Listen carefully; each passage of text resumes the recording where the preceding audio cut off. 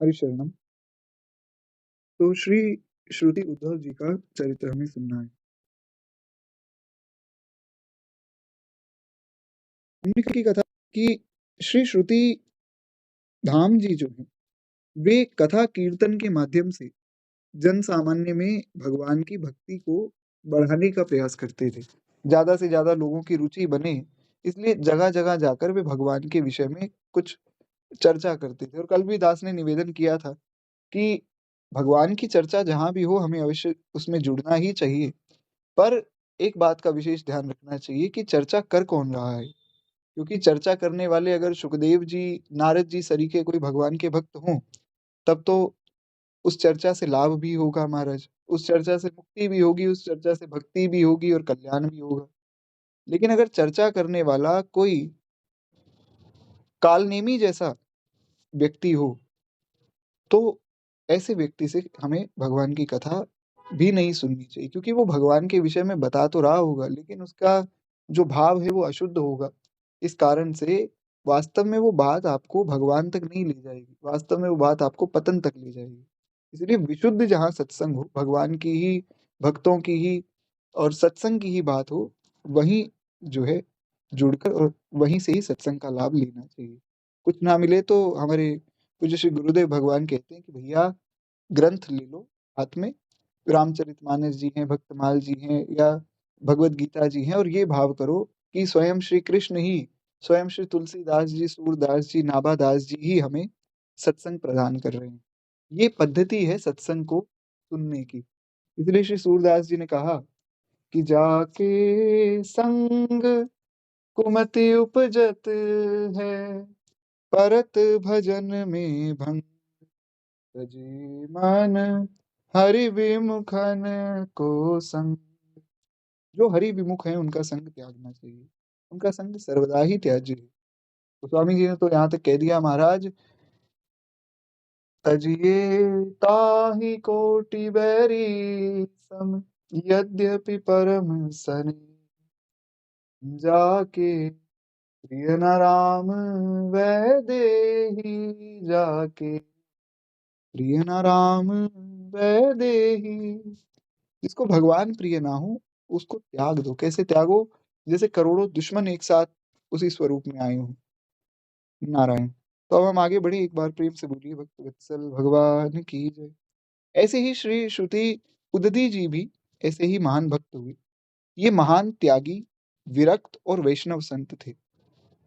हमने पूर्व में भी चर्चा की कि कोई महान त्यागी हो, तपस्वी हो, विद्वान हो, पांडित्य संपन्न हो, वैदुष्य संपन्न हो, बातें ठीक है, लेकिन वैष्णव होना बहुत आवश्यक है महाराज, भक्त होना बहुत आवश्यक है। क्योंकि गोस्वामी जी ने कहा कि तुम कुछ भी कर लो, काम से रूप प्रताप दीनेश से, सोम से शील गणेश से माने, हरिश्चंद्र से साचे बड़े विधि से, मधवा से महीप विषय सुख साने, सुख से मुनि दारद सेवकता, चिर जीवन लोमस ते अधिकाने, ऐसे भय तो कहा तुलसी जुप राजीव लोचन, राम ना जाने।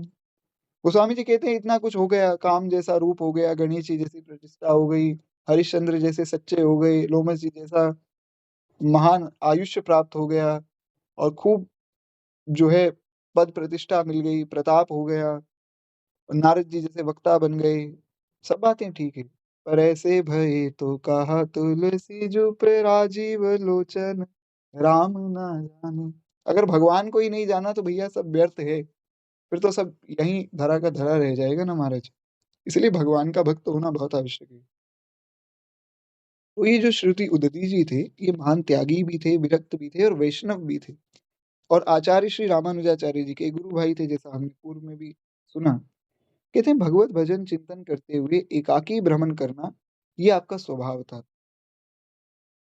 और दोनों ही मार्ग ठीक है। देखिए, हमारे महाराज जी एक बड़ी सुंदर बात बताते हैं, क्योंकि महाराज जी तो बहुत विशाल आसन पर बैठे हैं महाराज, मलुक पीठाधीश्वर और अग्र पीठाधीश्वर। और अग्र पीठ तो इतना महान पीठ है श्री रामानंद परंपरा का, कि वहां से बहुत से मुख्य जो स्थान है परंपरा के भी, निकले महाराज तो अग्रपीठ तो बहुत ज़्यादा भूमिका वाला पद है, और मलुक पीठ की भी बहुत विशेष भूमिका है।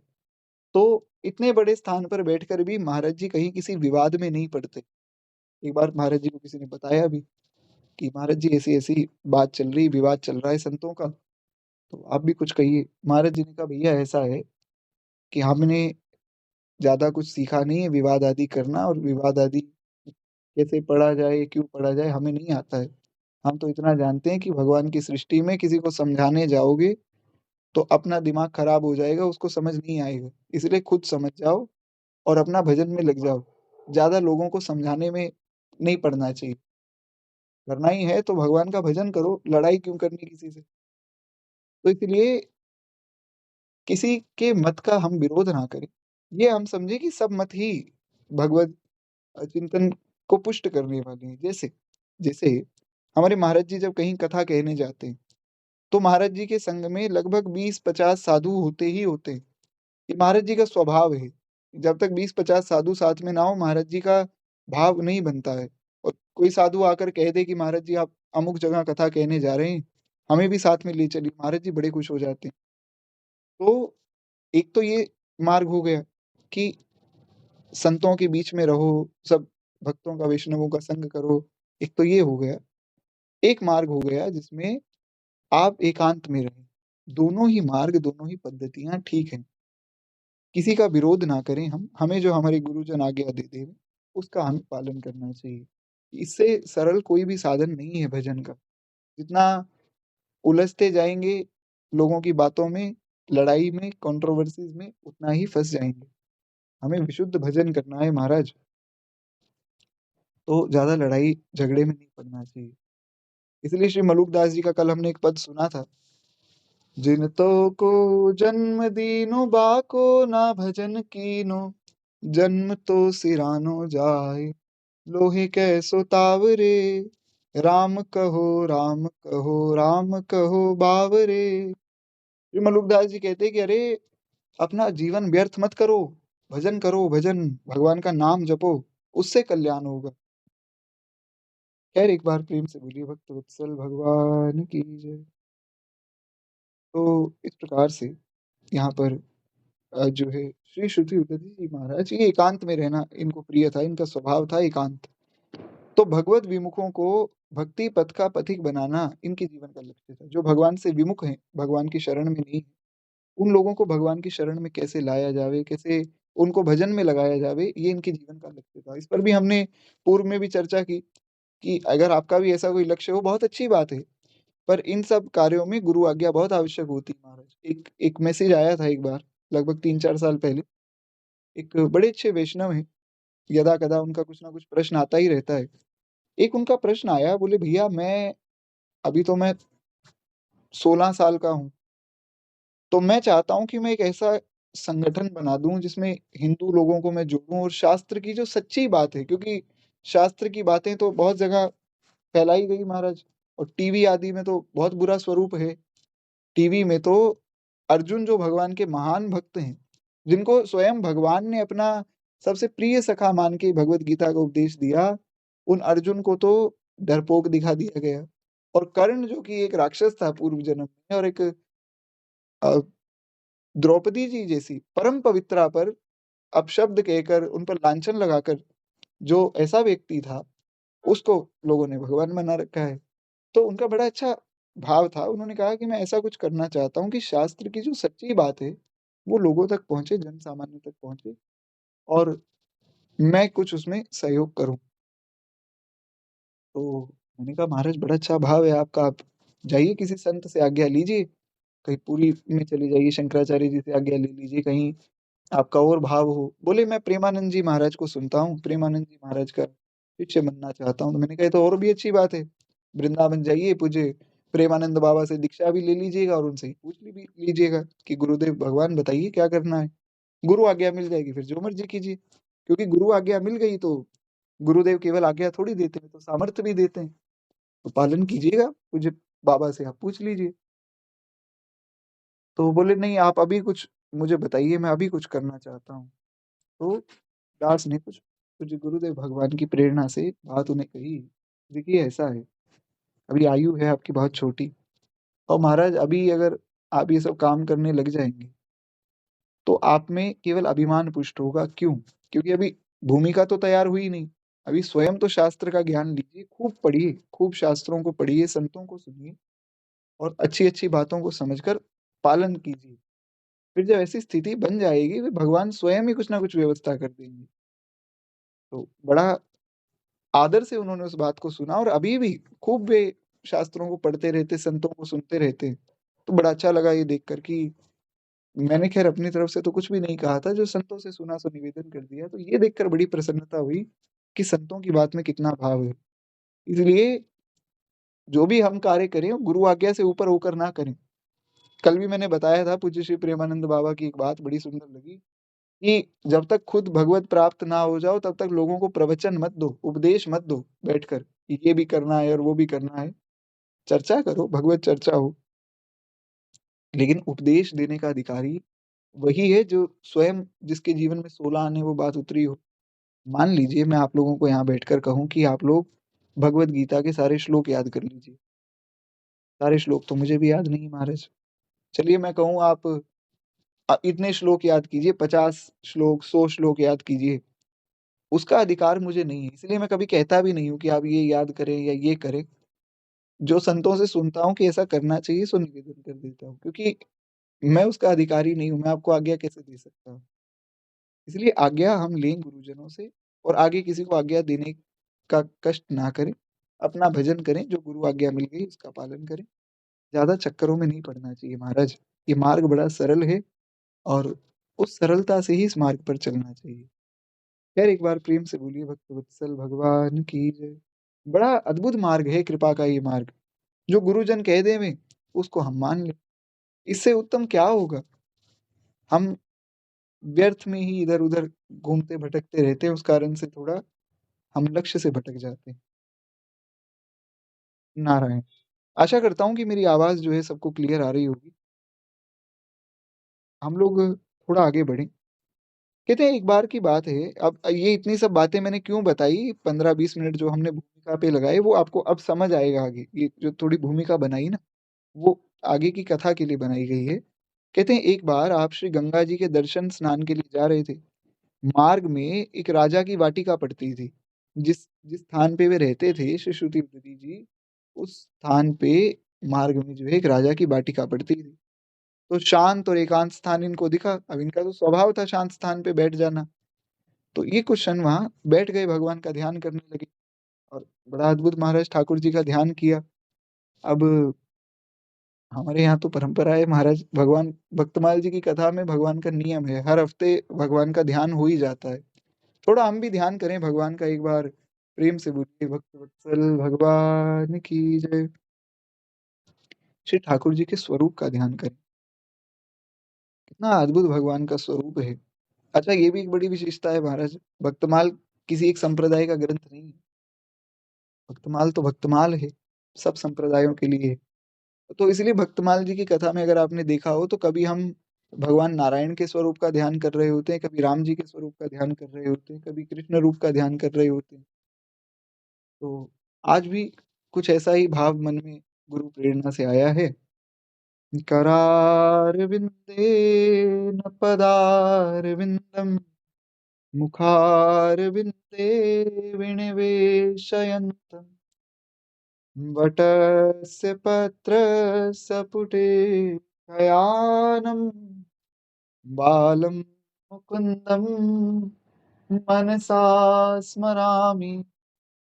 हे कृष्ण हे यादव हे सखेति गोविंद दामोदर माधवेति।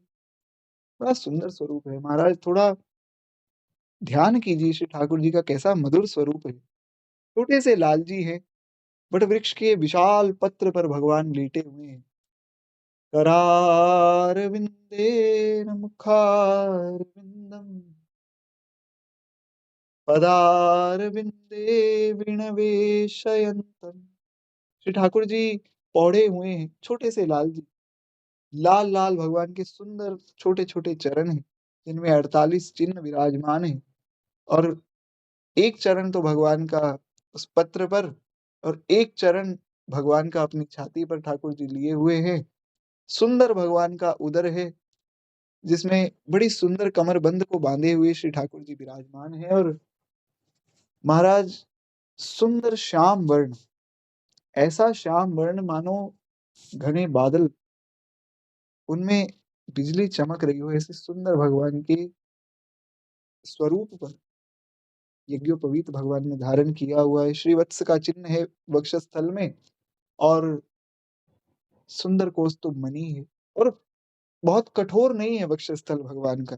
बाकी स्वरूपों में जैसा हमने सुना, भगवान का बहुत विशाल वक्षस्थल है और बहुत मजबूत कंधे हैं, लेकिन यहाँ तो ठाकुर जी लाल जी के स्वरूप में है ना, छोटे से लाला है। बड़ा कोमल भगवान का वक्षस्थल है, बड़े कोमल भगवान के हाथ हैं, छोटी छोटी भगवान की अंगुलियां हैं, और बहुत ही कोमल श्री ठाकुर जी की अजानुलंबित भुजाएं हैं, जिसमें एक भुजा से भगवान ने अपने पाँव को पकड़ा है, और जो उस पाँव का अंगुष्ठ है भगवान उसको मुख में लिए हुए हैं।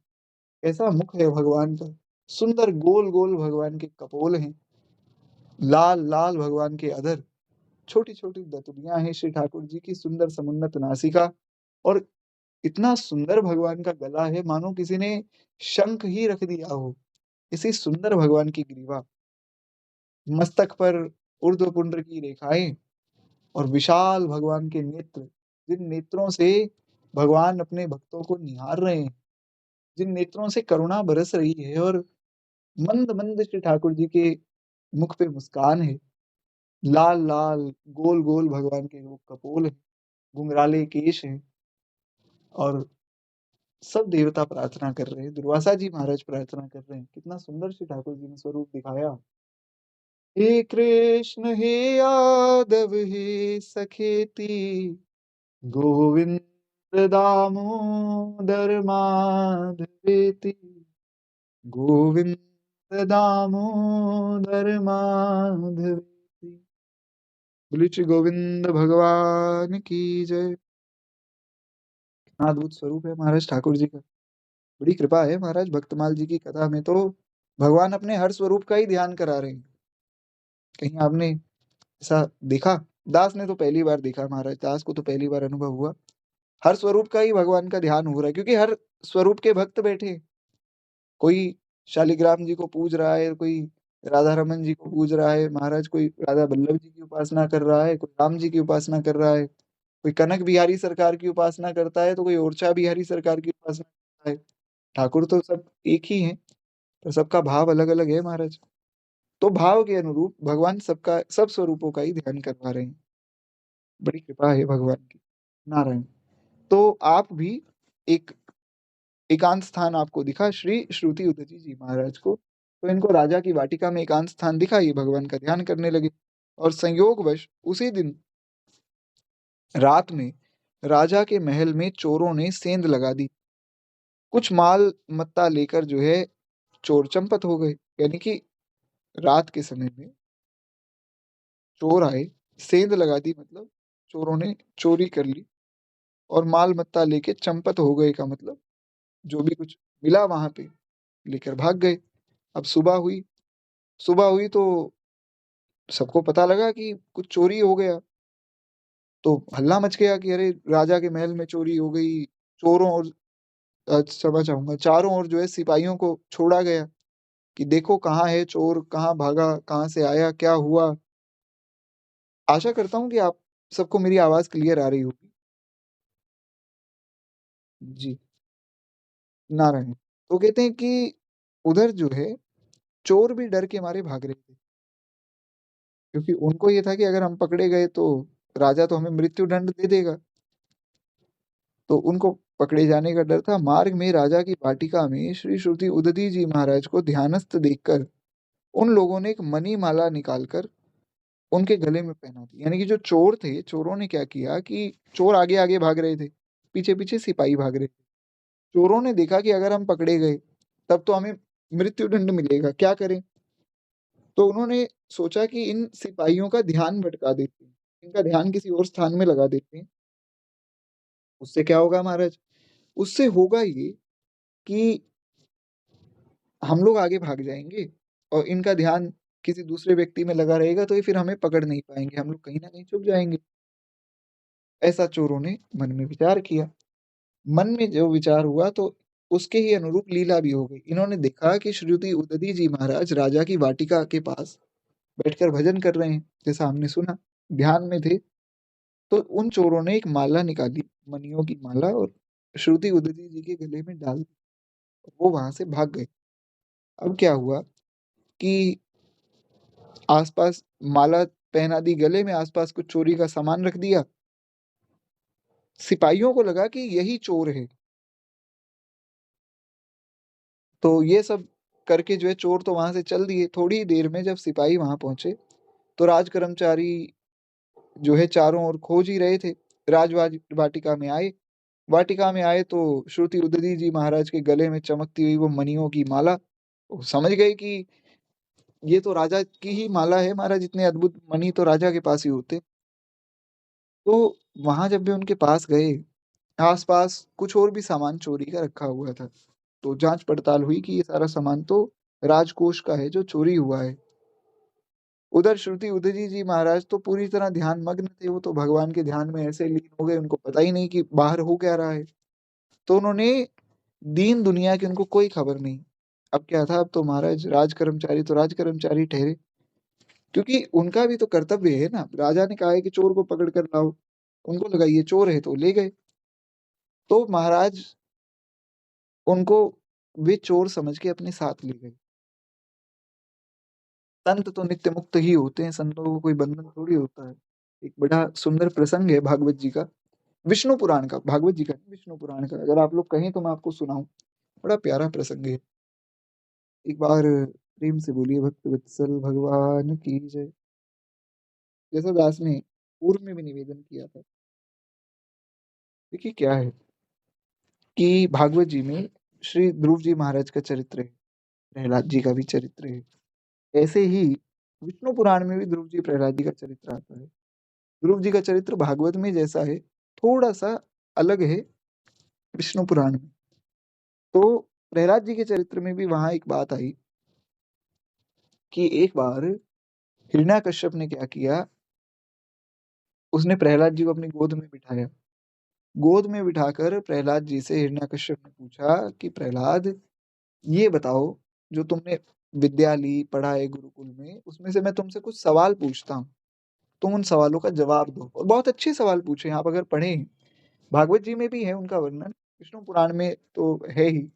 अगर आप लोग पढ़ना चाहें, आप पढ़ सकते हैं, बहुत अच्छे सवाल पूछे कि एक राजा का क्या कर्तव्य है, प्रजा का क्या कर्तव्य है, राजा को किस प्रकार प्रजा का पालन करना चाहिए, अगर कोई दुश्मन देश है या ऐसा कोई आतताई है, उससे कैसे राजा अपनी प्रजा का बचाव करे, एक व्यक्ति को जीवन में उन्नति करने के लिए क्या करना चाहिए, जीवन में एक व्यक्ति किस प्रकार से हर कार्य में सफल हो सकता है, आदि-आदि बहुत अच्छे प्रश्न हिरण्याकश्यप ने पूछे महाराज।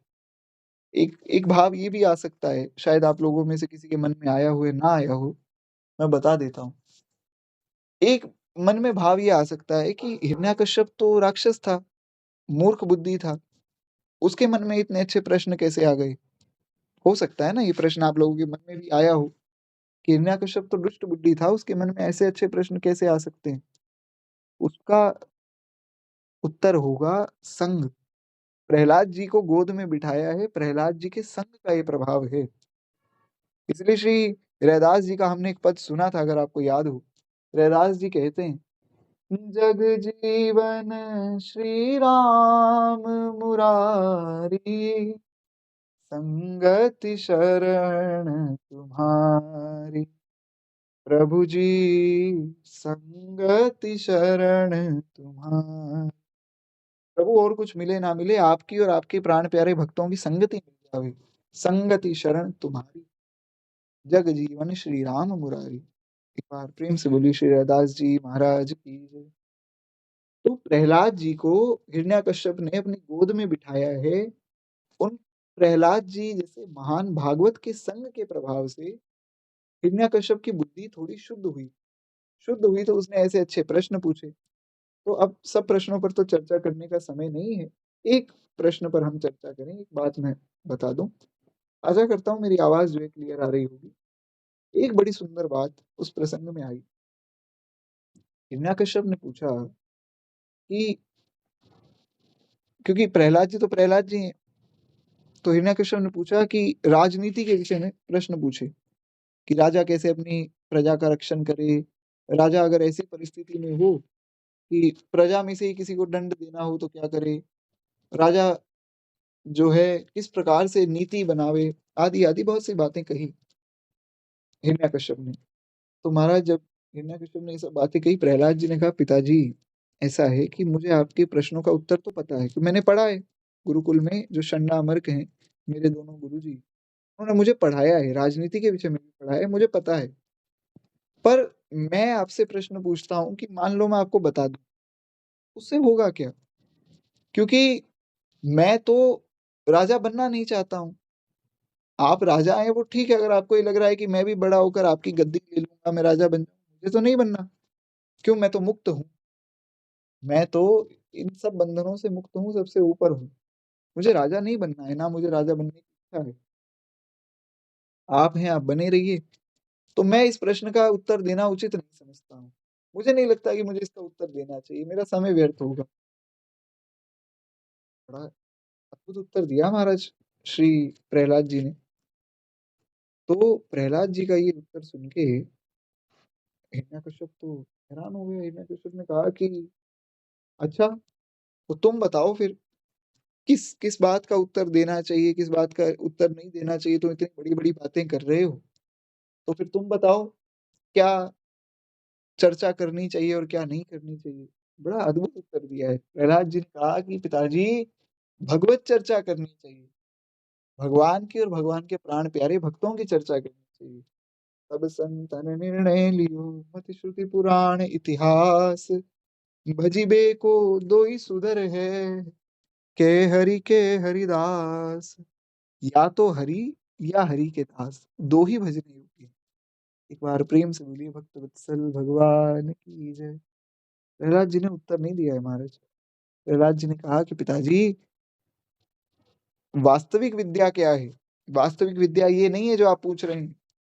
सा विद्या या विमुक्तये। विद्या वो है जो मुक्त कर दे। विद्या वो नहीं जो बंधन में डाल दे। बंधन में डालने वाली विद्या नहीं हो सकती। विद्या तो मुक्त करने वाली होती है। अगर विद्या प्राप्त करके भी बंधन में ही पड़े रहे, तो फिर प्राप्त क्या किया? बड़ा अद्भुत उत्तर दिया प्रहलाद जी ने। प्रहलाद जी ने कहा कि सा विद्या या विमुक्तये। विद्या वही है जो पिंड छुड़ावे। इसलिए भगवान की कथा, सत्संग, भगवान के विषय में वार्ता, ये सच्ची विद्या है। बाकी आप खूब पढ़ाई करें, खूब अपना काम करें, वो बातें ठीक है, पर उससे मुक्ति नहीं होगी। मुक्ति का मतलब शरीर संसार से मुक्ति नहीं होगी, भजन नहीं बनेगा। भजन नहीं बनेगा तो भगवान नहीं मिलेंगे। बिनु विश्वास भगति नहीं और तेहि बिन द्रवहु न राम। राम भजन बिन सब जहान। बिना विश्वास के भक्ति नहीं और बिना भक्ति के भगवान नहीं मिलते महाराज। राम भजन बिन सपने हो जीवन लह बिस। इसलिए हमने कल एक पद सुना, अगर आपको याद हो, श्री मलुकदास, जिसमें मलुकदास जी ने कहा, काम क्रोध मद लोभ में मूढ़े सो अभिमान। केवल राम भजो रे भाई, केवल राम भजो रे भाई। कक्का कृष्ण मुरारी सकल घट व्यापे जोई। करे करावे आप सकल दूजा नहीं कोई। श्री मलुकदास जी कहते हैं केवल राम भजो रे भाई। उन्हीं के ही भजन से कल्याण होगा और किसी विषय वस्तु से कल्याण नहीं होगा महाराज। खैर एक बार प्रेम से बोलिए भक्त वत्सल भगवान की जय। आशा करता हूँ कि मेरी आवाज जो है क्लियर आ रही होगी सबको। हम लोग आगे बढ़े और महाराज आगे जैसा हम चर्चा कर रहे थे, इस प्रकार से चोरों ने समझा कि ये महात्मा जी ही चोर हैं, महात्मा बन के बैठ गए गले में माला डाल के। तो शीघ्रता से राजा के समीप लेकर गए और श्रुति उदय जी तो भगवान के ध्यान में मग्न थे। भक्त तो मुक्त ही होता है ना, नित्य मुक्त होता है। तो ये तो ध्यान में मग्न थे, अविवेकी सिपाहियों ने उन्हें बंदी बना लिया। उनके लिए इस प्रकार के लौकिक बंधन की भला कोई सत्ता ही नहीं थी, क्योंकि वो भगवान के ध्यान में इतने मग्न थे, उनको समझ ही नहीं आ रहा था कि मुझे किसी ने बांध लिया या मुझे पकड़ लिया। शरीर की सुधि नहीं थी। परंतु श्री श्रुति उद्धवी जी महाराज ने इसे भी अपने आराध्य प्रभु की लीला ही समझा। अब इनका ध्यान खुला, खुला तो देखा कि मुझे बांध के ले जाया जा रहा है, तो कुछ बोले नहीं। आप सोचिए, आप कहीं भगवान का स्मरण कर रहे हैं, तो बांध कर आपको ले जावे, व्यक्ति घबरा जाएगा कि अरे मेरे साथ क्या हो रहा है। लेकिन ये एकदम शांत रहे। इन्होंने सोचा कि ये मेरे आराध्य भगवान की कोई लीला होगी, तो चुपचाप बैठे रहे, कुछ बोले नहीं। राजा को अज्ञान और अहंकार के बंधन से मुक्त करने के लिए ये चल पड़े। इन्होंने सोचा चलो अच्छा है, राजा के पास जाएंगे। तो राजा है महाराज, राजा को तो बड़ा मद होता है, राजमद तो सबसे बड़ा है। तो इन्होंने सोचा अच्छा है, राजा को कुछ सत्संग देंगे तो राजा भी भगवान के भजन में लग जाएगा। तो राजा को सत्संग देने के भाव से चले। ये एक भक्त की, एक वैष्णव की दृष्टि देखिए कि बांध कर ले जाया जा रहा है, दंड मिलने वाला है। उनकी दृष्टि क्या है? उनकी दृष्टि दंड पर नहीं है, उनकी दृष्टि बंधन पर नहीं है, उनकी दृष्टि है कि मैं जाकर वहां सत्संग की बात कर लूंगा। ये एक वैष्णव का स्वभाव है। ऐसा ही एक वैष्णव को होना चाहिए महाराज।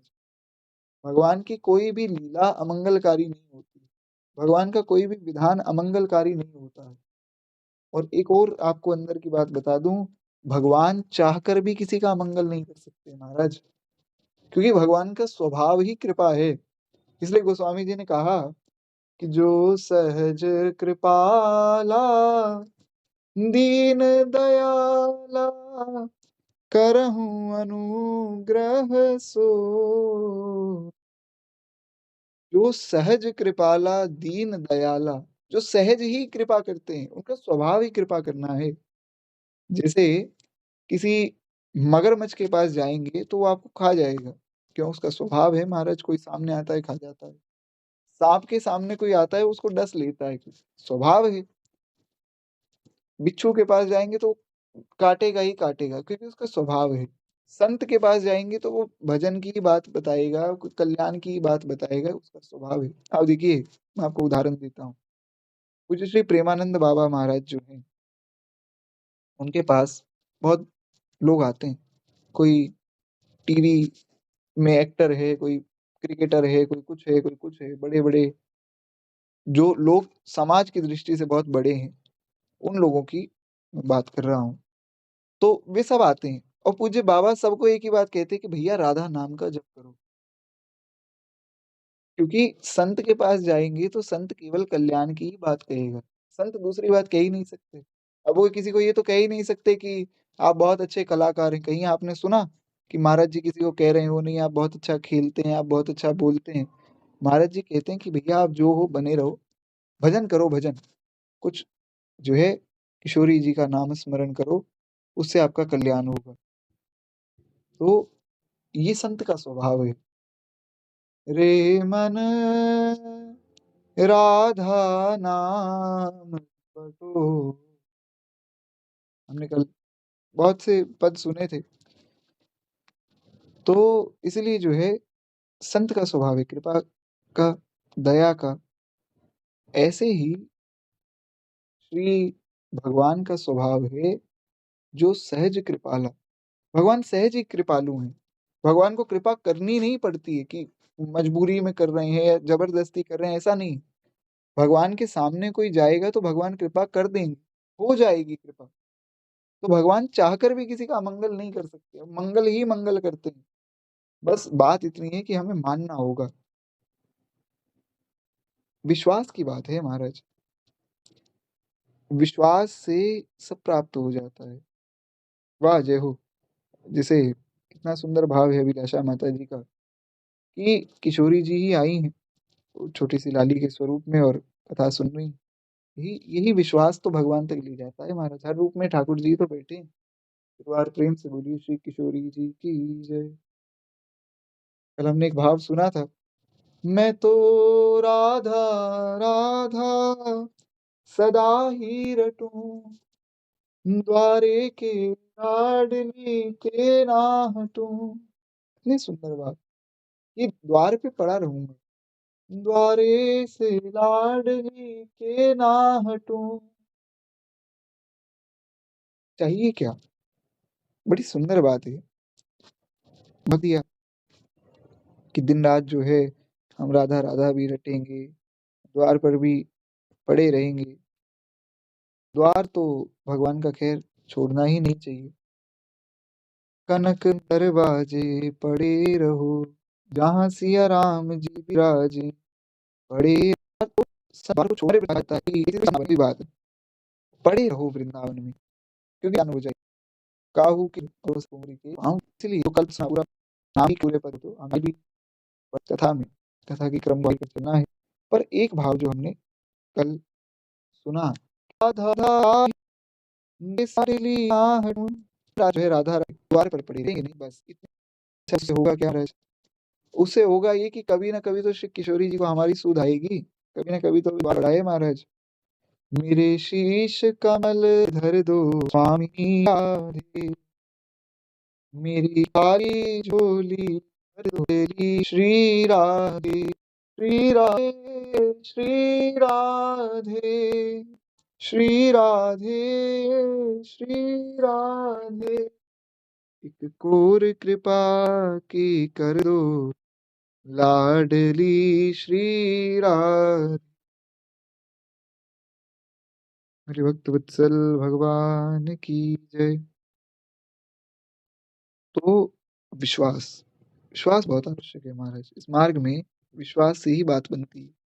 और कोई साधन भजन से हम सोचे हमारी बात बन जाए तो ये हमारी भूल है। साधन से भगवान नहीं मिलते महाराज। भगवान किस साधन से मिलेंगे? हमारे पास ऐसा क्या साधन है जिससे भगवान, क्या साधन है? नाम जप का साधन है जिससे भगवान मिलते हो भैया। नाम भी भगवान की कृपा से ही मुख से निकलता है। रुद्र यामल नाम का एक ग्रंथ है। रुद्र यामल में एक बात आई, माँ भगवती पार्वती कह रही है कि प्रभु भगवान का नाम तो सब जीव लेते हैं। शंकर जी ने वहां बहुत भाव में कहा, शंकर जी ने कहा कि पार्वती सब भगवान का नाम नहीं लेते हैं और ना ही ले सकते हैं। क्यों महाराज? शंकर जी कहते हैं कि भगवान का नाम केवल वही ले सकता है जिस पर भगवान कृपा करते हैं। तुम्हारी कृपा तुम ही रघुनंदन, जान भगत भगत और चंदन। तो भगवान की कृपा है जो ये सब काम हो रहे हैं। इस कथा में आकर हम बैठ गए, भक्तमाल जी की कथा सुन ली। ये इतना सामान्य नहीं है जितना हमें दिख रहा है। भक्तमाल की कथा तो महाराज देवताओं को भी दुर्लभ है। तो हमें क्यों सुनने मिली? क्योंकि हम पर कृपा है। कृपा तो हर क्षण हर पल हो ही रही है। देखने की दृष्टि चाहिए। खैर एक बार प्रेम से बोलिए भक्त वत्सल भगवान की जय। इस कृपा का तो जितना हम धन्यवाद करें भगवान का उतना कम ही है। खूब कृपा भगवान कर रहे हैं। भगवान के सब स्वरूपों का ध्यान हो रहा है, भजन हो रहा है, कथा सत्संग हो रहा है। इससे बड़ी क्या कृपा होगी महाराज? इससे बड़ी कृपा तो हो ही नहीं सकती। नारायण। तो इस प्रकार से हम लोग श्रवण कर रहे थे कि ये जो श्री श्रुति उदधी जी महाराज हैं, ये भी उसी भाव में है। भक्त का भाव ही ये होता है कि जो भी हो रहा है कुछ हमारे साथ गलत नहीं हो सकता है, क्योंकि भगवान तो भगवान है, हमारे हैं। एक गुरु ग्रंथ साहिब जी में एक बात आई, एक एक पद है, बिन बोलिया सब किछ जानदा, इस आगे कीजे अरदास, बिन बोलिया सब किछ जानदा। बड़ा प्यारा भाव है। भक्त कहता है बिन बोले या सब किछ जानदा। भगवान जो है वे बिना बोले, जो मेरा स्वामी है, मेरा साहिब है, वो बिना बोले सब कुछ जानता है। उसको कहने की आवश्यकता नहीं कि प्रभु ये कर दो वो कर दो, कहना नहीं पड़ता है। बिन बोलिया सब किछ जानदा। इसलिए भगवान को सब पता है, हमारे लिए अच्छा क्या है, हमारे लिए बुरा क्या है। इसलिए श्री गुरु नानक देव जी ने कहा, चौगिर्द हमारे राम का, दुख लगे ना भाई, ताती वाव न गई, और ब्रह्म सरना। गुरु नानक देव जी महाराज कहते हैं कि ताती वाव ना लग गई, हमें तो गर्म हवा भी नहीं लगती है, इतने आनंद में इतने सुख में है। कष्ट तो बहुत दूर की बात है, हमें तो गर्म हवा का भी स्पर्श नहीं होता है। क्यों? पार ब्रह्म शरणा, पर ब्रह्म के शरणागत है महाराज। खैर, एक बार प्रेम से बोलिए भक्त वत्सल भगवान की जय। सब विधान भगवान के मंगल में है।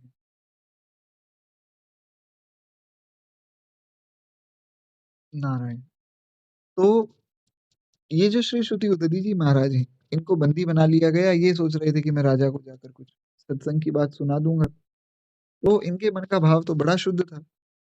सिपाहियों ने सारा बरामद माल जो है राजा के पास रखकर सारी घटना बता दी कि महाराज ये चोर हैं, और वहां बैठकर ध्यान कर रहा था, गले में माला पड़ी हुई थी, सामान पड़ा हुआ था, हम ले आए। राजा भी अविवेकी था, राजा भी मूर्ख था। राजा ने ये नहीं सोचा कि वाटिका में कोई भी चोरी करेगा तो वाटिका में जाकर क्यों बैठेगा। चलो मान लो बैठ गया और ध्यान में बैठ गया, तो इतना मूर्ख तो कोई भी नहीं होगा कि गले में वो माला जो चोरी की वो पहनकर बैठ जाए और आसपास वो सामान रख ले। बैठेगा तो कुछ छिपा कर ही बैठेगा ना। राजा भी मूर्ख था। यथा राजा तथा प्रजा, अब जैसे राजा होगा वैसी प्रजा होगी। तो राजा ने भी इस बात का विचार नहीं किया कि ऐसा कैसे हो सकता है। अब महाराज हुआ क्या कि उसने बिना सोचे विचारे श्रुति उदयजी महाराज को चोरी के आरोप में कारागार में निरुद्ध करा दिया, कारागार में डाल दिया।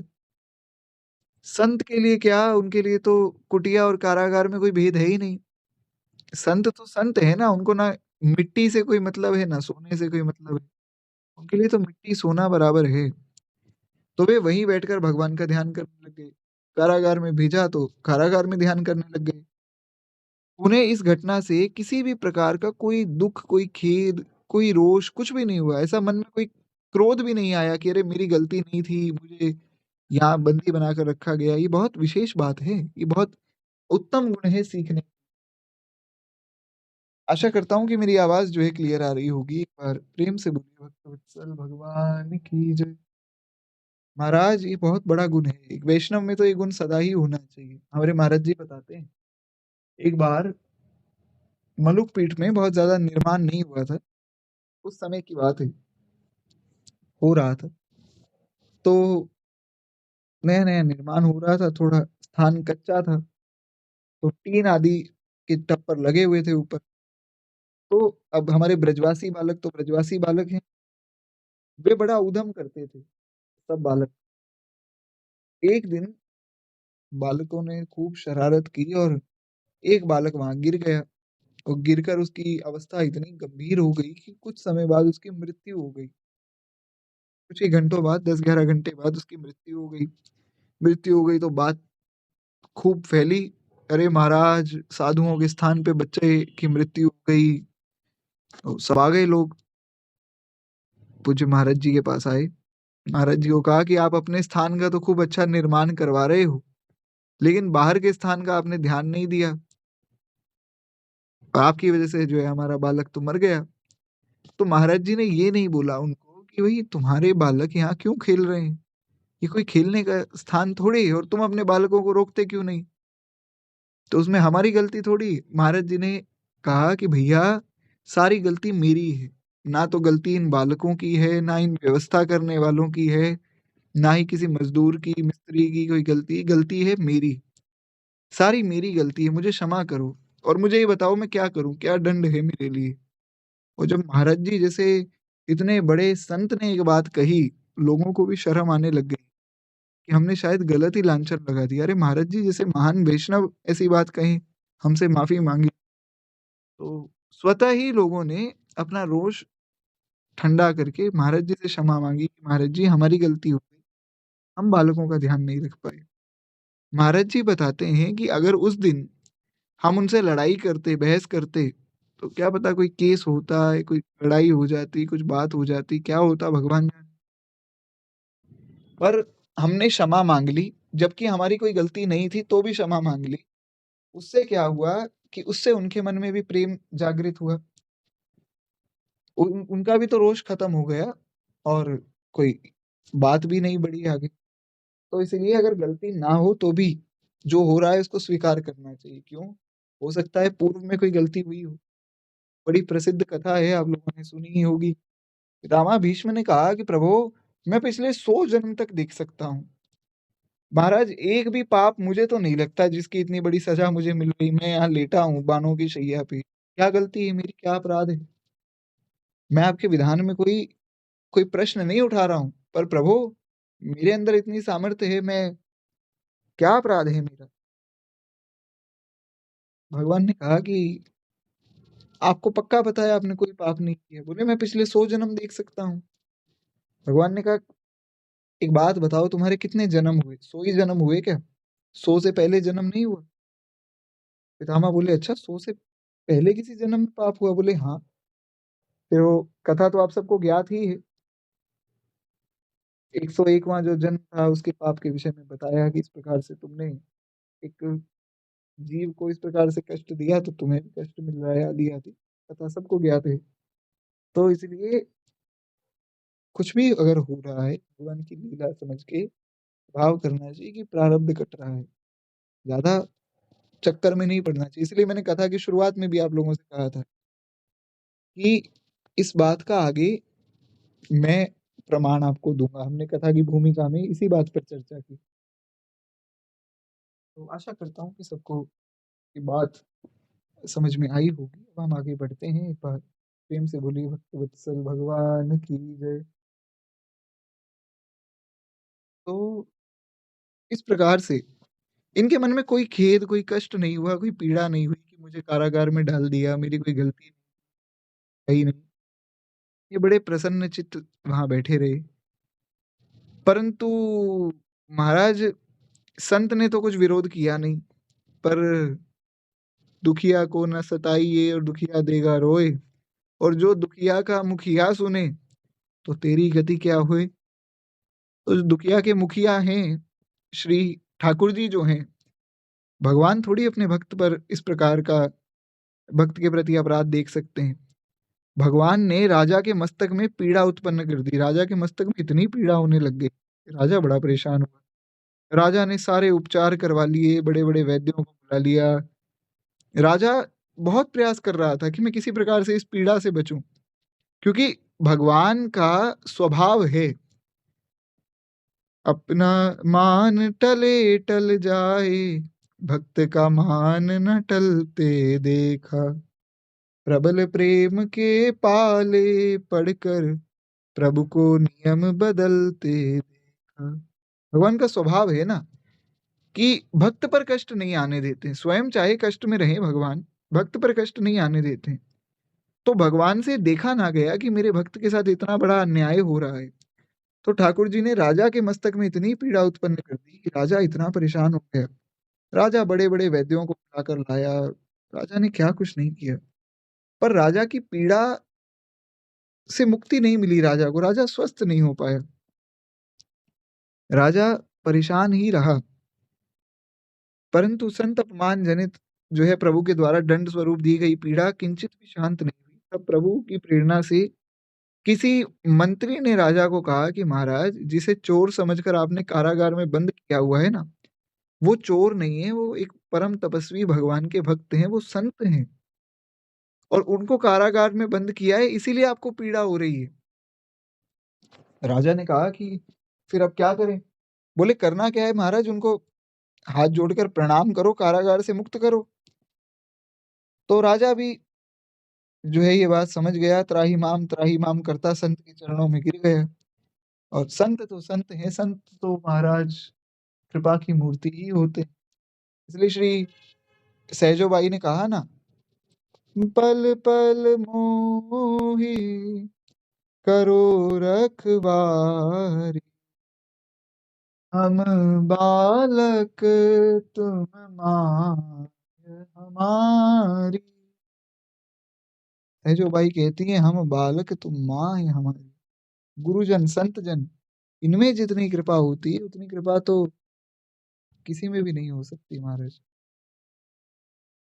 तन तन के संग लाग रे तेरी बिगड़ी बनेगी।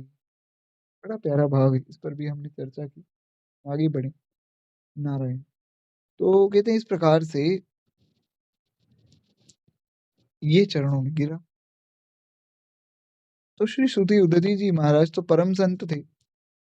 उन्हें कहीं से किसी भी प्रकार से राजा के प्रति कोई क्रोध नहीं था, कोई गुस्सा नहीं था उनके मन में। क्योंकि निज प्रभु मैं देखहि जगत तो केहिसन करहि विरोध। गोस्वामी जी ने कहा जब सारे संसार को ये संत लोग अपने प्रभु का ही स्वरूप मानते हैं तो फिर संसार में विरोध किसका करेंगे, किसी का विरोध नहीं कर पाते हैं।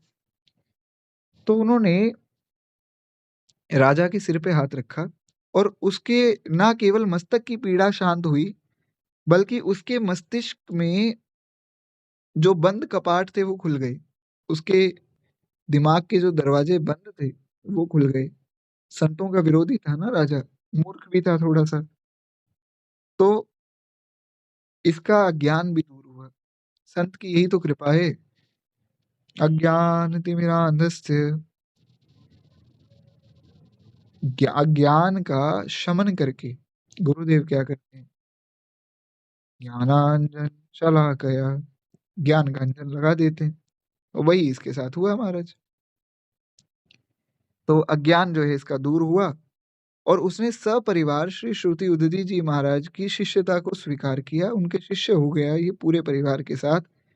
और इस प्रकार श्रुति उदधी जी महाराज ने अनेक भगवत विमुखों को भगवान की भक्ति का उपदेश देकर उनको भगवत सन्मुख किया और उनका परम कल्याण का साधन किया। एक बार प्रेम से बोलिए श्री श्रुति उदधी जी महाराज की जय। तो ये जो हमारे चार महान संत थे इनका चरित्र यहाँ पूर्ण हुआ। अगला जो चरित्र है वो है श्री लालाचार्य जी महाराज का। तो इनके विषय में भी हम चर्चा करेंगे कल की कथा में। अभी हम लोग दोहावली जी का कुछ श्रवण कर लें और उसके बाद फिर वाणी को विश्राम देंगे महाराज। खैर एक बार प्रेम से बोलिए भक्त वत्सल भगवान की जय। नारायण नारायण। तो श्री दोहावली जी में हम लोग कल की कथा में हमने श्री हनुमान जी का स्मरण किया और दास ने निवेदन किया था कोई किसी भी संप्रदाय से किसी भी मत पंथ से हो हनुमान चालीसा तो एक बार पढ़ना ही चाहिए, सबको सबको पढ़ना चाहिए। तो हनुमान चालीसा का हमने श्रवण किया, काशी की महिमा सुनी और हनुमान जी की महिमा सुनी और शंकर जी से भी प्रार्थना गोस्वामी जी ने की, हमने वो प्रार्थना भी सुनी। तो अब जो है शंकर जी से क्या क्या प्रार्थना कर रहे हैं उसी क्रम को हम आगे बढ़ावें। एक बार प्रेम से बोलिए भावन भोलेनाथ भगवान की जय। गोस्वामी जी कहते हैं बासर ढासन के ढका रजनी चहु दिसि चोर शंकर निजपुर राखिए चित सुलोचन कोर। कहते हैं कि दिन में तो मुझे जो है ठगों के धक्के खाने पड़ते हैं, रात में मुझे चोरों की ओर से भी सताया जाता है। अतएव हे शंकर जी आप कृपा दृष्टि की कोर करके मेरी ओर देखिए, एक कोर कृपा की कर दो लाडली श्री राधे। ऐसे गोस्वामी जी प्रार्थना कर रहे हैं कि हे शंकर जी महाराज, हे प्रभु आप मुझ पर कुछ कृपा दृष्टि की कोर कीजिए। हल्का सा अगर आप मेरी तरफ देख लेंगे तो अपनी काशीपुरी में जो है इनसे मेरी रक्षा कीजिए, चोरों से इन डकैतों से रक्षा कीजिए। अब इसके दो भाव हैं। पहला भाव तो ये कि गोस्वामी जी के पास रहने के लिए कोई घर नहीं था। गोस्वामी जी के जीवन में तो बहुत कष्ट हुए। तो माता पिता तो पहले ही चले गए, माता तो चली गई जन्म होते ही, पिताजी ने स्वीकार ही नहीं किया और जो दासी लेकर आई थी इनको संग में वो दासी भी चली गई। अब अकेले रह गए गोस्वामी जी तो विश्वनाथ जी के मंदिर की सीढ़ियों पर ही बैठे रहते सारा दिन। तो एक भाव तो हो गया ये। दूसरा भाव दूसरा भाव है एक भक्त का भाव। वो क्या है?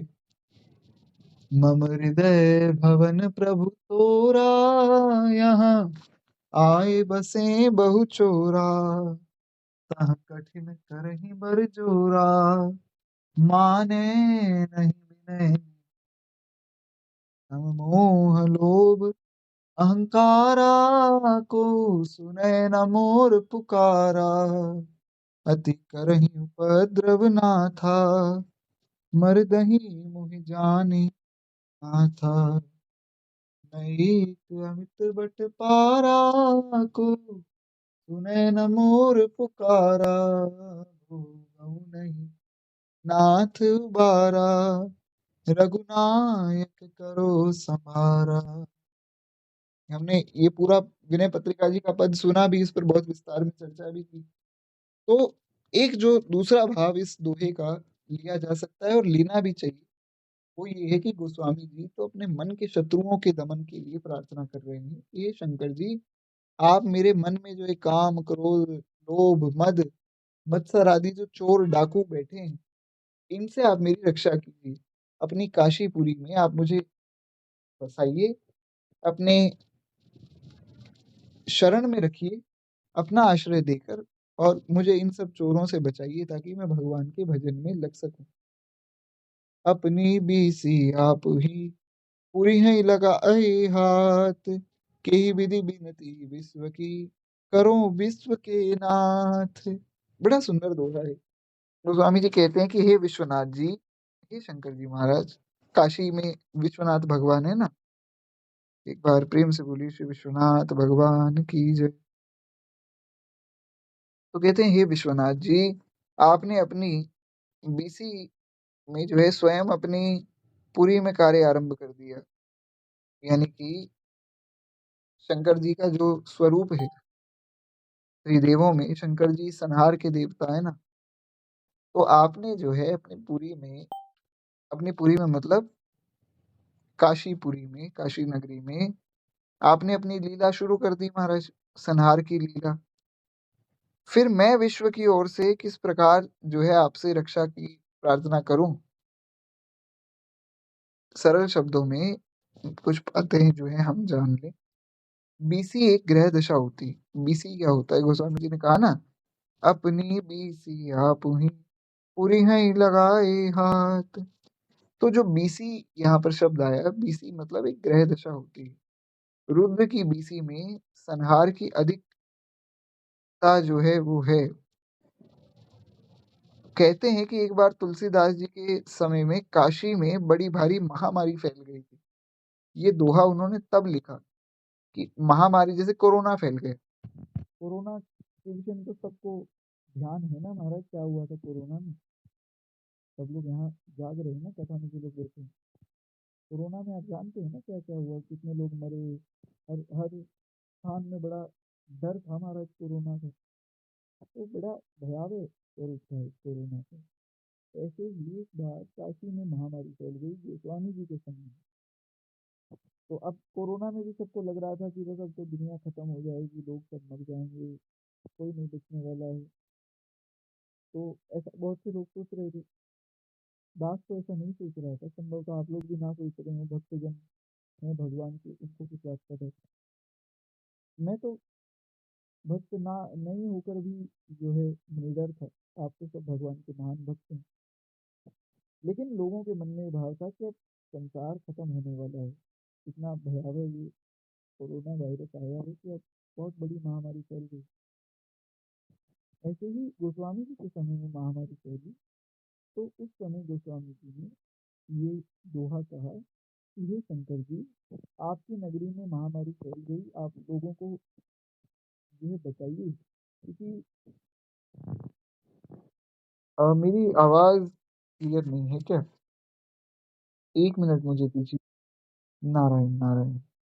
तो हम लोग सुन रहे थे कि इस प्रकार से काशी नगरी में महामारी जब फैली, तब गोस्वामी जी ने प्रार्थना की शंकर जी से कि हे प्रभु, आप अपनी बीसी में स्वयं ही क्यों प्रतिष्ठित हो रहे हैं, यानी कि स्वयं ही अपनी संहार लीला क्यों शुरू कर रहे हैं? अभी तो कलयुग शुरू हुआ है। तो आप जो है कृपा करके ऐसी लीला मत कीजिए, ऐसी कोई अच्छा भी जी। लीला मत कीजिए जिससे संहार का कुछ कुछ कार्य आगे बढ़े। सरल शब्दों में हम सबकी रक्षा कीजिए, ऐसा गोस्वामी जी प्रार्थना कर रहे थे उस समय। अब हम अगले प्रसंग में बढ़े, जो है भगवान की लीला की दुर्गेयता। दुर्गेयता क्या होता है? दुर्गेयता का मतलब इसको जान पाना बड़ा कठिन है। और करे अपराध को और पाप फल भोग, अति विचित्र भगवंत गति को जग जाने जोग। ये बड़ा सुंदर प्रसंग है, बहुत सावधानी से सब लोग सुनिएगा। जितने लोग यहाँ बैठे हैं बड़ी सावधान होकर केवल एक दो दोहे सुनेंगे, उसके बाद वाणी को विश्राम दे देंगे। एक बार प्रेम से बोलिए, भक्त वत्सल भगवान की जय। कहते हैं अपराध करे कोई और उसका फल भोगे कोई। जैसे उदाहरण उदाहरण है आज की कथा। आज हमने जो कथा सुनी, अपराध था चोरों का, फल किसने भोगा? श्रुति उतरी जी महाराज ने। तो अपराध करे कोई और फल भोगे कोई, भगवान की लीला तो बड़ी विचित्र है। उसे जो है जानने योग्य जगत में कौन है। इसका ये मतलब नहीं है कि जो वो चोर हैं उनके साथ तो अच्छा हो गया, सामान चोरी करके भाग गए और ये बेचारे श्रुति उतरी जी परेशान हो गए, फंस गए। ऐसा नहीं सोचना है बिल्कुल भी। तो ऐसा सोच लिया तो फिर कथा सुनने का लाभ क्या हुआ? यही तो हमने कथा में सुना कि श्रुति उदती जी महाराज उस कारागार में भी बड़े निश्चिंत हैं। क्या पता कोई पुराना प्रारब्ध हो जो कट रहा हो। तो ये मन में नहीं सोचना चाहिए कि भगवान किसी के साथ अन्याय करते हैं। भगवान तो कृपा करते हैं, सब पर कृपा करते हैं।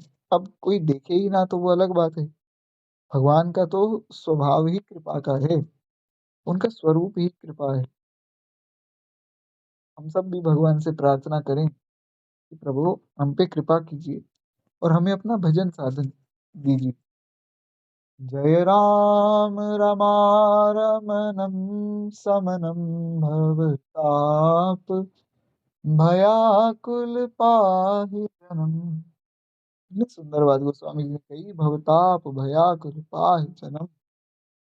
तो हम भी भगवान से प्रार्थना करें महाराज। नारायण।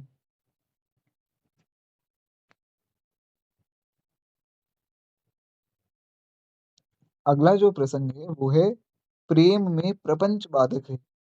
एक एक दोहा इसका सुने और उसके बाद फिर हम वाणी को विश्राम दे देंगे। प्रेम में प्रपंच बाधक कैसे है? प्रेम शरीर प्रपंच रुचि उपजी अधिक उत्पाधि, तुलसी भले सुबेदई बेगी बांधी व्याधि। कहते हैं प्रेम रूपी शरीर में यदि विषय आसक्ति का रोग लग गया तो बड़ी भारी पीड़ा उत्पन्न हो जाएगी। जैसे शरीर में कोई रोग लग जाए तो बड़ी पीड़ा होती है, बड़ा कष्ट होता है महाराज।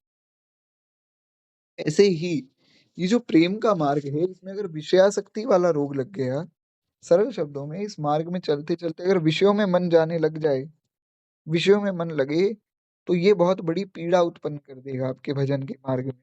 इस जीवन में फिर भजन नहीं बन पाएगा अगर विषयों में मन जा रहा है। सरल शब्दों में जो मुझ जैसे लोग हैं उनको यहाँ गोस्वामी जी कह रहे हैं कि एक तरफ तुम भक्त बने घूम रहे हो और दूसरी तरफ तुम विषयों में डूबे हुए हो। तो यहाँ मेरी ही बात हो रही है। तुलसीदास जी कहते हैं कि अच्छी जो है वैद्यता इसी में है कि व्याधि को तुरंत रोक दिया जाए, यानी विषयासक्ति होने ही ना दो। इंग्लिश में एक कहावत है कि prevention is better than cure. Prevention is better than cure का मतलब ये है कि पहले ही बचाव कर लिया जाए। जैसे जैसे कोई अब जो है ठंड का समय शुरू हुआ है, धीरे धीरे ठंड पड़ रही है। तो एक हमारे मित्र हैं, पंडित जी हैं, ब्राह्मण देवता हैं, बड़े अच्छे व्यक्ति हैं, बहुत सरल हैं। तो उनको जो है मतलब हमारे ऑफिस में ही है। तो हमारे ऑफिस में एक सीनियर व्यक्ति उन्होंने कहा कि भैया ऐसा है देखो ठंड शुरू हो गई, तुम कुछ अच्छे गर्म कपड़े पहन के आया करो। तुम आते हो, अपनी एक्टिवा पे आते हो तो ठंड लग जाती, छाती में ठंड लगती है। उन्होंने तो इस भाव से समझाया कि छोटा बच्चा है 20-22 साल का, तो इसको समझा दे। उसने कहा कि नहीं सर, इतनी क्या ठंड है, मैं तो अभी बहुत जवान हूँ, मुझे कौन सा ठंड लगती है। अब पिछले 4 दिन से वो ब्राह्मण देवता खांस रहे हैं और बड़े परेशान हैं। कह रहे यार, इतनी तबीयत खराब हो गई हवा की वजह से, मैं क्या करूं। तो मैंने कहा जब आपको उन्होंने कहा था पहले ही कि आप गर्म कपड़े पहन लेते। अब आप इलाज कर रहे हैं, वो इलाज हो भी नहीं रहा। तो पहले ही अगर बचाव कर लिया होता, अब पछताना ना पड़ता। तो prevention is always better than cure. पहले बचाव कर लेना बाद में उपाय करने से ज्यादा अच्छा होता है। तो गोस्वामी जी कह रहे हैं भैया, विषयासक्ति ही सबसे बड़ा रोग है, तो पहले ही अपना बचाव कर लो। कैसे कर लें महाराज? विषयों से हट जाओ। कैसे हटें? भगवान के नाम का और भगवान की कथा का आश्रय लो। उससे विषयों से मन हटेगा, भगवान में मन लगेगा, तो उससे फिर तुम्हारा कल्याण होगा। तो अभी से ही मौका है, अभी समझ जाओ। राम कहो राम कहो राम कहो बाबरे, अवसर ना चूक भोंदू पायो भलो दावरे। जहां से हमने कथा शुरू की थी वहीं हम पुनः पहुंच गए। कहत मलूक दास छोड़ दे तू झूठी आस। कहत मलूक दास छोड़ दे तू झूठी आस। करे क्या? राम जी को गाय के हरि गुण गावरे। राम कहो राम कहो बावरे, अवसर ना चूक भूलु पायो भलो दावरे। श्री मलुकदास जी कहते हैं कि बहुत अच्छा दाव लग गया, अभी अवसर चूको मत।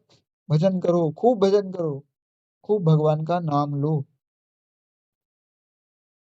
और एक दोहा और सुन लेते हैं, फिर वाणी को विश्राम देंगे। केवल एक दोहा और हम सुने। अभिमान ही बंधन का मूल है। गोस्वामी जी कहते हैं, हम हमार आचार बढ़ भूरि भार धरि शीस। हट सट पर बस परत जिमी की कोस कृम कीस। कहते हैं कि हम बड़े हैं, हमारा आचार श्रेष्ठ है। ऐसा बहुत अभिमान होता है ना लोगों को कि अरे हम तो महाराज ब्राह्मण हैं, या हम इतने बड़े पैसे वाले व्यक्ति हैं, हम अमुक हैं और तमुक हैं, हमारा आचार बहुत बड़ा है। कोई भजन के मार्ग में भी लोगों को बड़ा अभिमान होता है।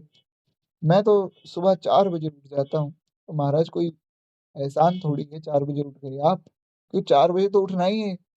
ये वैष्णव की दिनचर्या है 4 बजे उठना, तो इसमें प्रसन्न होने वाली क्या बात है। ऐसा मैं नहीं कह रहा हूँ, ऐसा संत कहते हैं कि ऐसे मन को समझाओ कि भैया 4 बजे उठ गए तो कोई बहुत बड़ी बात नहीं हो गई, 4 बजे उठ गए। हाँ ये है कि मुझ जैसा कोई पापी दुराचारी दुष्ट व्यक्ति 4 बजे उठ जावे तो अलग बात है। क्योंकि सूर्य अस्त होने के बाद जो है निशाचर लोगों की शक्ति बढ़ती है। तो मुझ जैसे जो निशाचर हैं वो सूर्य उदय के होने के बाद तक सोते रहते हैं। एक हमारे गुरु भाई हैं, बहुत अच्छे वैष्णव हैं, बहुत अच्छे वैष्णव हैं। तो यदा कदा कुछ ना कुछ प्रश्न पूछते रहते हैं, बहुत भाव है दास के प्रति, बड़ा स्नेह है उनका, बड़ी कृपा है। तो एक दिन उनका कुछ मैसेज आया, रात को 3 बजे मैंने उनका मैसेज देखा। कुछ कुछ सत्संग की बात पूछ रहे थे कि भैया ऐसा कैसे करते हैं, कोई प्रश्न था उनका, निजी प्रश्न था।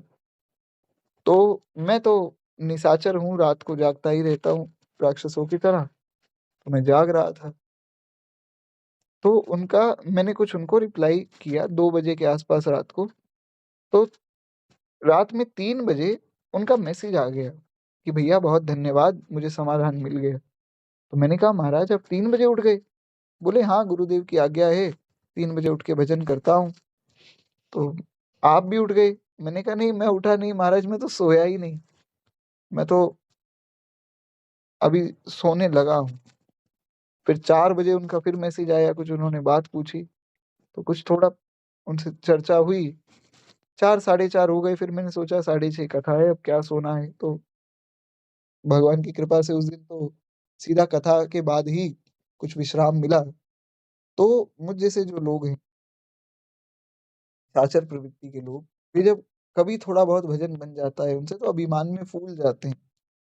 तो उनकी बात यहाँ गोस्वामी जी कर रहे हैं कि हम बड़े हैं या हमारा आचार बड़ा है, ऐसा अभिमान नहीं करना चाहिए। क्यों? क्योंकि ये अभिमान का बोझ जो है सिर पर लिए घूमते रहोगे, किसको बताओगे?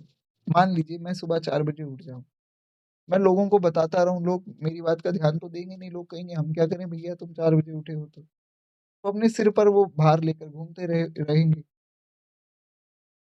तोते, रेशम के कीड़े और बंदर की तरह बलात् ही पराधीन होते जाएँगे। बड़ा सुंदर उदाहरण है ये, इतना सुंदर उदाहरण है। श्री गोस्वामी जी ने मानस जी के उत्तरकांड में भी इस उदाहरण को दिया। पर्यो कीर मरकट की नाई, एक बंदर की तरह, एक कीड़े की तरह जो है ये मनुष्य संसार में फँसा हुआ है। कैसे? बस ये उदाहरण सुने उसके बाद वाणी को विश्राम देंगे। आशा करता हूँ मेरी आवाज़ क्लियर आ रही होगी। तोता जो है, वो फिरने वाली लकड़ी की पैठ पर जो है लकड़ी घूमते ही उलट जाता है और पंजे से लकड़ी को पकड़े रखता है। अपने को बंधा हुआ मानता है और पकड़ा जाता है। सरल शब्दों में, जब तोता एक लकड़ी की फिरने वाली बैट पर बैठ जाता है ना, उसको लगता है कि मैं शायद बंध गया इससे, जबकि उसने खुद अपने पंजे से उसको पकड़ा हुआ है। अगर अपना पंजा खोल दे, तो वो मुक्त हो सकता है। अब आपको सुनने में लग रहा होगा कि तोता कितना मूर्ख है कि पंजे से जिस वस्तु को पकड़ा है, उस वस्तु को छोड़ने से जब मुक्त होगा तो मुक्त क्यों नहीं हो जाता? ऐसा मन में आया होगा ना, तोता तो बड़ा मूर्ख होता है। ऐसी ही स्थिति है मनुष्य की। मनुष्य को जब संसार में सुख मिल ही नहीं रहा है, वो फिर भी संसार को पकड़े हुए। मेरो मन आनत कहाँ सुख पावे। हमने कल सूरदास जी का ये पद सुना था। सूरदास जी कहते हैं मेरो मन अनंत कहाँ सुख पावे, दूसरी जगह कहाँ सुख मिलेगा मुझे भगवान की शरण को छोड़कर। तो संसार के लोग इतने मूर्ख हैं कि जानते हैं कि विषयों में जो है केवल और केवल हानि है विषयासक्ति में पड़ने से, फिर भी पड़े रहते। पढ़ेउ कीर मरकट की नाई। गोस्वामी जी जैसी उदाहरण दूसरा कोई नहीं दे सकता है महाराज। मैंने पूर्व में भी कहा था कि आप कहीं चले जाइए, कोई शास्त्र, कोई ग्रंथ कुछ पढ़ लीजिए, गोस्वामी जी जैसी उदाहरण दे देते हैं। उदाहरण वैसे दूसरा नहीं दे सकता है। अच्छा, ये तो हो गया तोते की बात। रेशम का जो कीड़ा है वो कैसा है? कहते रेशम का कीड़ा आप ही कोष बनाकर उसमें बंध जाता है और मारा जाता है। रेशम का कीड़ा खुद के लिए बनाता है ना, जाल बनाता है, फिर उसमें ही बंध कर मर जाता है। ऐसे ही मनुष्य तैयारी कर रहा है, खूब बढ़िया घर बना लें, खूब चकाचक महाराज व्यवस्था कर लें और उसी घर परिवार की आसक्ति में पड़ा रहता है, फिर एक दिन मर जाता है। इसका ये मतलब नहीं घर ना बनावें, धन ना कमावें, खूब कमाएँ, आसक्त ना हों। राजा जनक जी पूरी मिथिला के राजा हैं और अष्टावक्र जी आए, सत्संग हो रहा था, तो एक व्यक्ति ने आकर कहा कि महाराज आपकी पूरी मिथिला नगरी जल गई। तो आस-पास जो साधु बैठे थे वो भी उठ के भागे। जनक जी ने कहा कि आप कहाँ भाग रहे हो महाराज, आप तो साधु हो, आपका कोई घर परिवार थोड़ी है जो जल जाएगा। बोले नहीं, हमारी एक लंगोटी जो है सुखाने डाली हुई थी, वो लंगोटी जल जाएगी। तो साधु तो लंगोटी के लिए भाग गए और राजा बैठे आराम से। जनक जी ने कहा भैया जब मिथिला नगरी जल रही है, तो जाकर उसको बुझाने का उपक्रम करो, हमें क्या बताने आए हो? बोले महाराज आपकी नगरी जल रही है, आप समझ नहीं रहे हैं, आपका महल, आपका नगर सब जल जाएगा। तो जनक जी ने कहा कि जल जाए तो जल जाए, भगवान जलाना चाहते हैं तो तुम रोक थोड़ी लोगे भगवान को। अरे यहाँ सत्संग चल रहा है, सत्संग छोड़ के थोड़ी जाएँगे। इतनी बढ़िया कथा सुनने मिल रही है भगवान की। तो ये है निरासक्त होना। वस्तुएँ तो सारी हैं, जनक जी के पास किस चीज़ की कमी है, पर वे उन वस्तुओं से आसक्त नहीं। ऐसे ही रेशम के कीड़े की तरह हमें आसक्त नहीं होना चाहिए। और बंदर तो बंदर है, बंदर की उदाहरण तो मैंने आपको पूर्व में भी दी थी। बंदर जो है छोटे मुँह की हड्डियों में चने के लोभ से हाथ डालकर हांडी आना चाहिए यहाँ पे। बंदर क्या करता है कि एक हांडी में हाथ डालता है। एक छोटी हांडी अगर रख दी जाए बंदर के सामने जिसमें चने हों, तो बंदर क्या करेगा कि उस हांडी में हाथ डालेगा, चने उठाएगा। अब जब हाथ डाल के कोई चने उठाएगा किसी हांडी में से, तो स्वाभाविक सी बात है कि वो हांडी में उसका हाथ फँसेगा क्योंकि मुट्ठी खोलकर हाथ डाला। अब मुट्ठी तो बंद हो गई, तो जब तक चने नहीं छूटेंगे, मुट्ठी खुलेगी नहीं तो बाहर नहीं आएगा हाथ। तो बंदर जो है इतना मूर्ख है कि वो चने की उस हांडी में हाथ डाल देता है, मुट्ठी बंद कर लेता है, उसका हाथ बाहर नहीं आ रहा तो रोता है कि अरे मेरा हाथ फँस गया। वो ये नहीं समझ रहा कि अगर मैं ये चने को छोड़ दूँ, ये मुट्ठी खोल दूँ तो मैं बाहर आ सकता हूँ। ऐसे ही मनुष्य मूर्ख है। वो ये नहीं समझ रहा कि अगर मैं इस संसार की आसक्ति छोड़ के भगवान के भजन में लग जाऊँ, तो मेरा कल्याण हो सकता है। वो ये बात नहीं सोचता है। इसीलिए वो पड़ा रहता है माया के चक्कर में। केवल राम भजो रे भाई। इसलिए ज़्यादा चिंता नहीं करनी चाहिए, ज़्यादा आसक्त नहीं होना चाहिए किसी भी विषय वस्तु से। भजन करना चाहिए, भजन से आसक्त होना चाहिए। खैर, वाणी को यहीं विश्राम देते हैं। 2 मिनट प्रेम से भक्तमाल जी की हम लोग आरती करें। एक बार प्रेम से बोलिए भक्तवत्सल भगवान की जय। किसी का कोई प्रश्न आदि है तो आप लोग लिख सकते हैं।